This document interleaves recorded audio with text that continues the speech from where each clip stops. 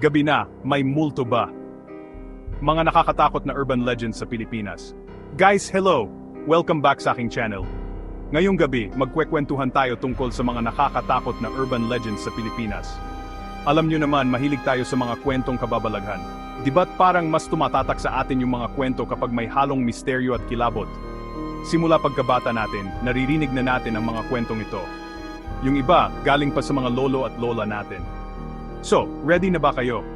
Tara, samahan niyo ako sa pagtuklas sa mga nakakatakot na urban legends sa Pilipinas. Pero bago ang lahat, hit that subscribe button and notification bell para updated kayo sa mga bagong video uploads ko.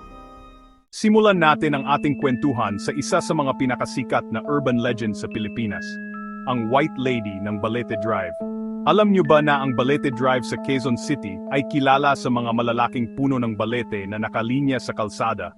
Ang mga puno ng balete ay kilala na raw na tirahan ng mga espiritu.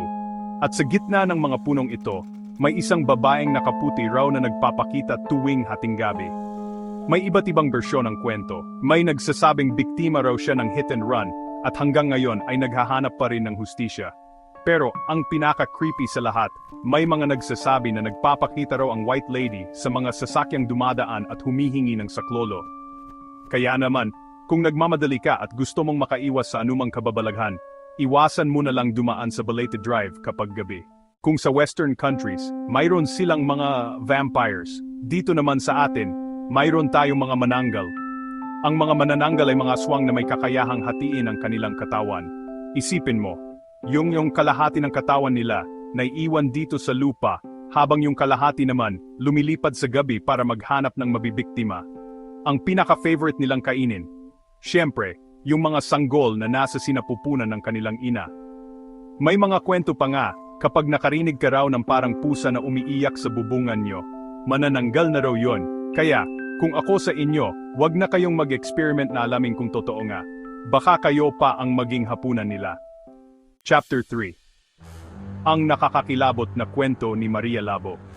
Ngayon naman, pag-usapan natin ang isa sa mga pinaka-nakakatakot na aswang sa Visayas region, si Maria Labo. Si Maria Labo ay isang ordinaryong ina na naging aswang matapos tikman ang sariling mga anak. Ayon sa kwento, nabaliw raw si Maria Labo dahil sa matinding gutom, at sa sobrang kagustuhan niyang makakain, nagawa niyang patayin at kainin ang sarili niyang mga anak.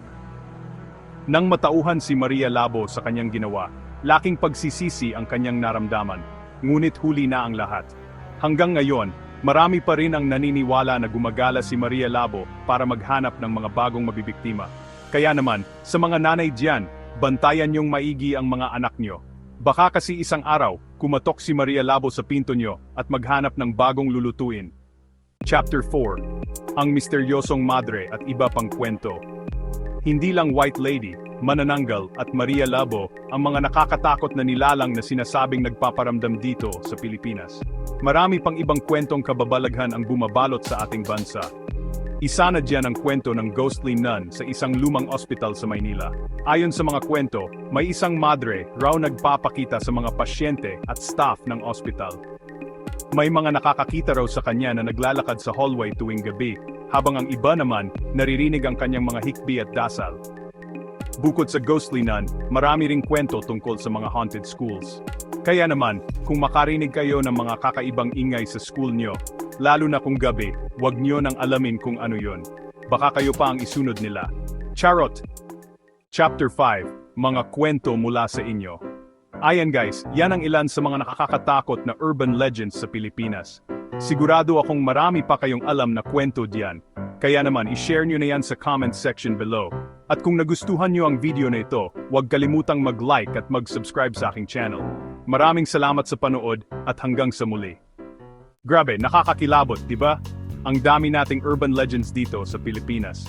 At ang nakakatuwa, kahit na paulit-ulit natin naririnig, hindi pa rin nawawala yung excitement at takot. Kayo, mga best, may mga experience na ba kayo na related sa mga urban legends na to? Share nyo naman sa comment section. Huwag kayong mag-alala, safe space tayo dito. And that's it for today's video. Thank you so much for watching. Don't forget to like, comment, and subscribe to my channel for more videos like this. See you in my next video. Baby.